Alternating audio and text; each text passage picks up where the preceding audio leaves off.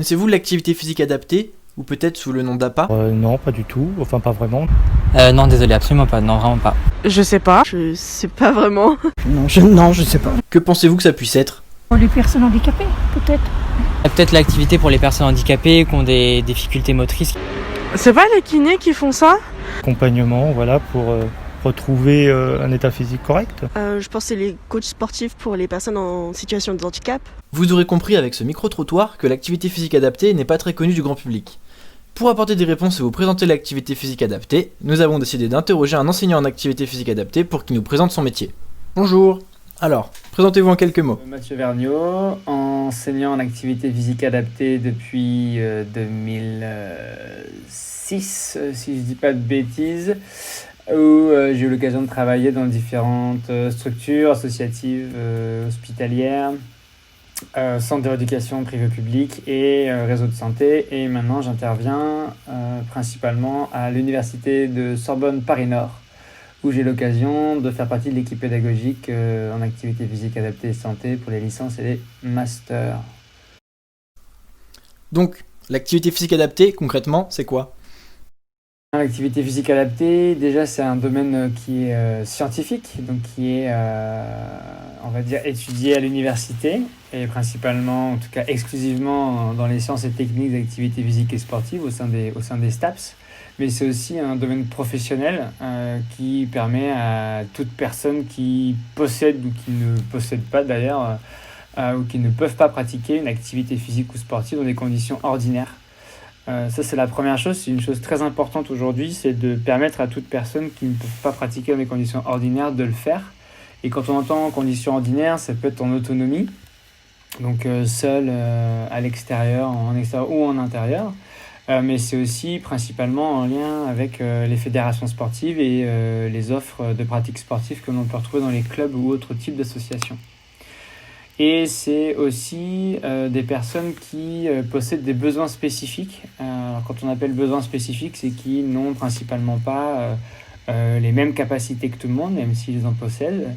Et on vise la participation sociale, on vise également l'inclusion du fait d'une maladie, par exemple, d'une limitation fonctionnelle, d'une déficience, d'une situation de handicap également, de situation d'exclusion, d'inactivité physique ou de sédentarité, mais également de vulnérabilité. Et aujourd'hui, la lutte contre la sédentarité et l'inactivité physique fait partie également des rôles et des missions des enseignants en activité physique adaptée.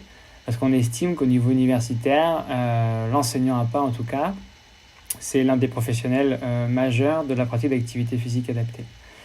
Et donc l'activité physique adaptée, ça mobilise différents savoir-être, savoir-faire, en lien aussi avec la recherche scientifique, qui permet justement à ces professionnels d'accompagner, de suivre les différentes évolutions des personnes dans les champs de la santé, donc dans les dimensions biopsychosociales, et dans le respect d'une sécurité. Je pense que ça, je vous en parle pas mal, de la sécurité et de la dignité de la personne, bien évidemment.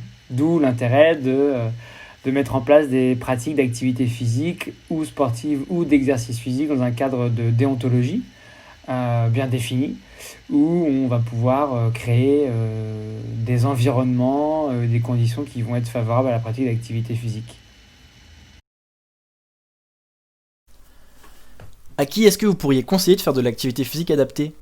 J'ai envie de dire tous les publics, à tout le monde, dès le départ. Dans cette logique-là, l'activité physique adaptée, ça serait un tremplin vers une pratique ordinaire. Donc, et je pense l'avoir dit un petit peu au départ, c'est-à-dire que on est en face de personnes qui n'ont pas de conditions, ont des déficits de santé, ont des problématiques de participation sociale, ont des besoins spécifiques de santé par rapport à une maladie, par rapport à une déficience, un handicap, une limitation fonctionnelle particulière, ou même on parle d'exclusion. Et donc ça s'adresse à un peu tous les publics.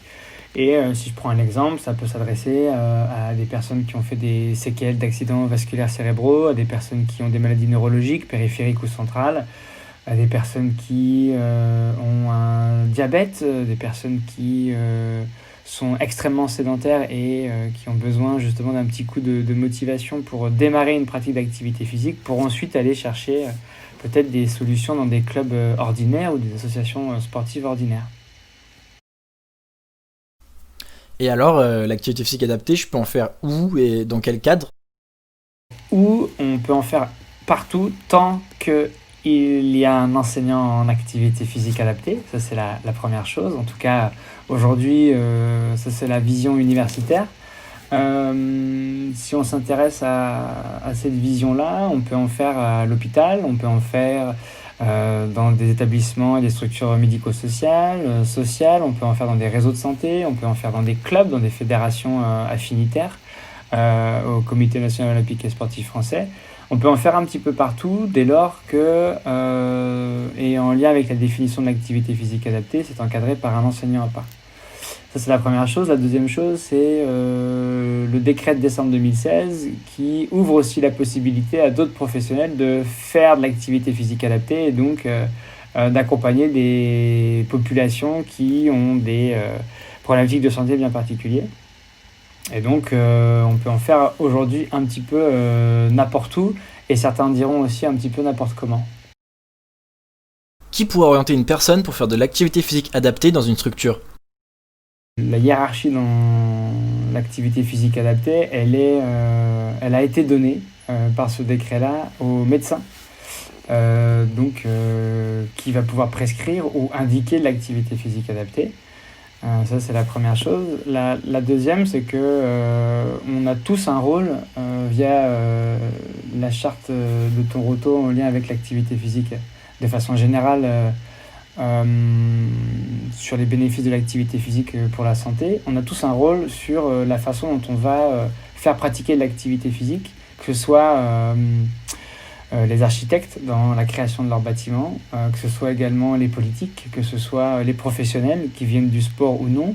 Et si je prends un exemple très simple, à l'hôpital par exemple, certes c'est le médecin qui va pouvoir indiquer ou prescrire une activité physique adaptée, et c'est l'enseignant APA qui va pouvoir justement s'en charger.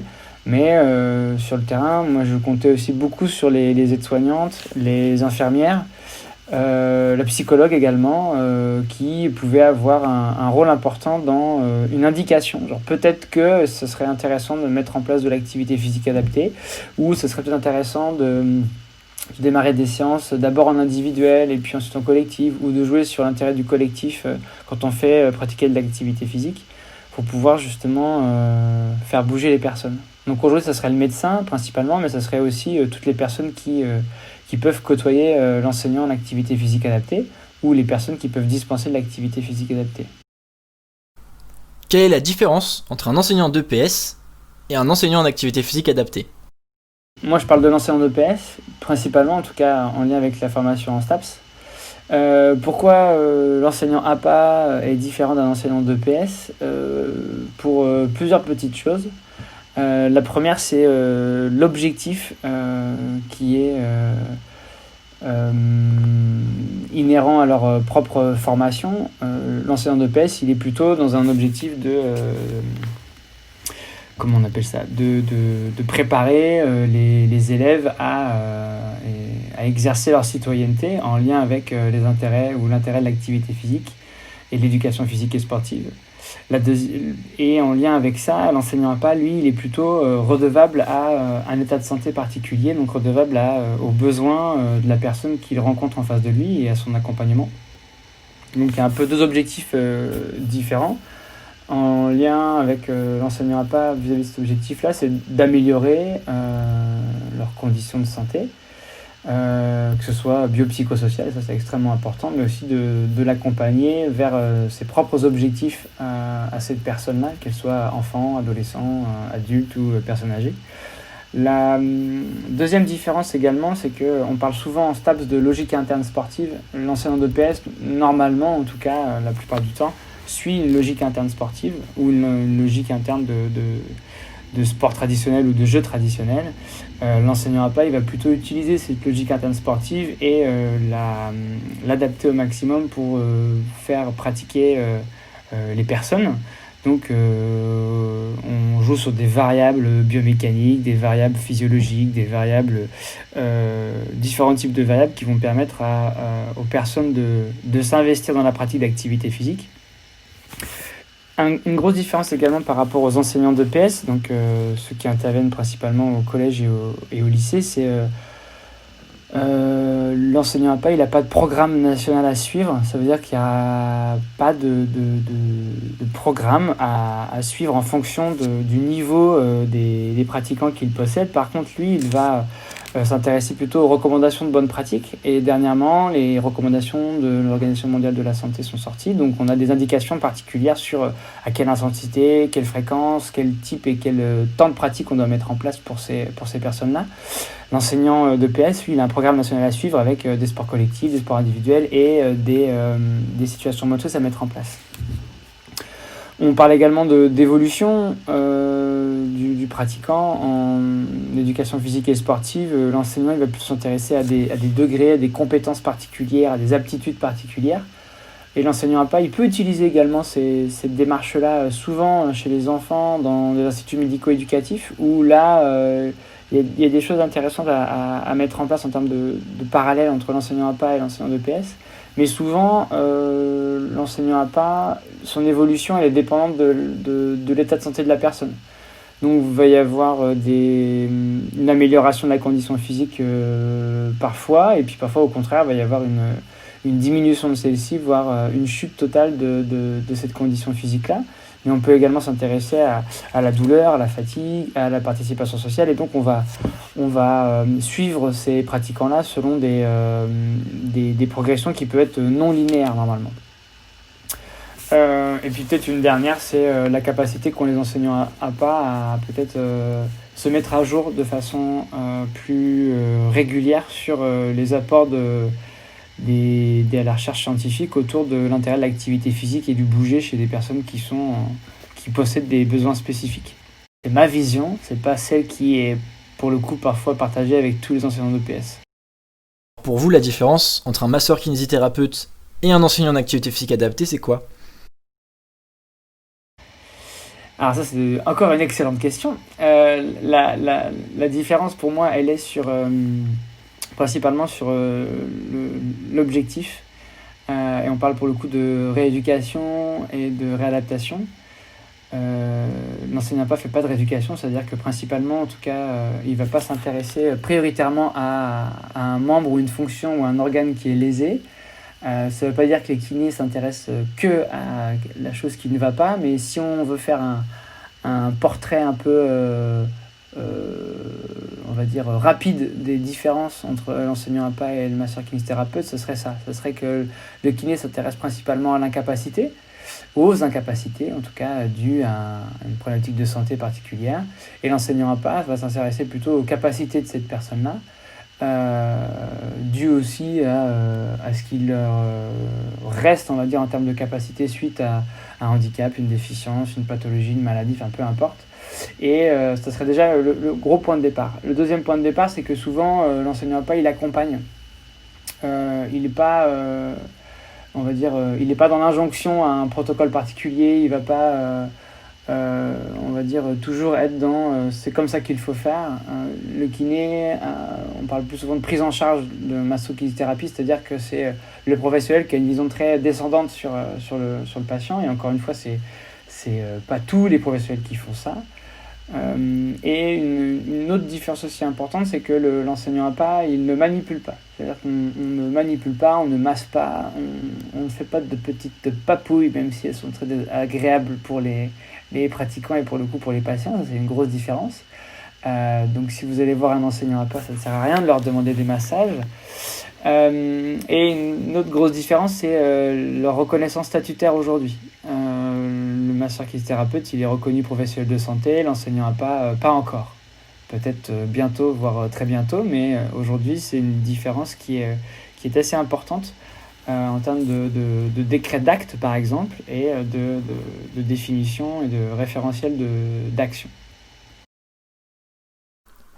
Merci d'avoir regardé la vidéo jusqu'au bout, n'hésitez pas à la partager autour de vous, nous espérons qu'elle vous a intéressé.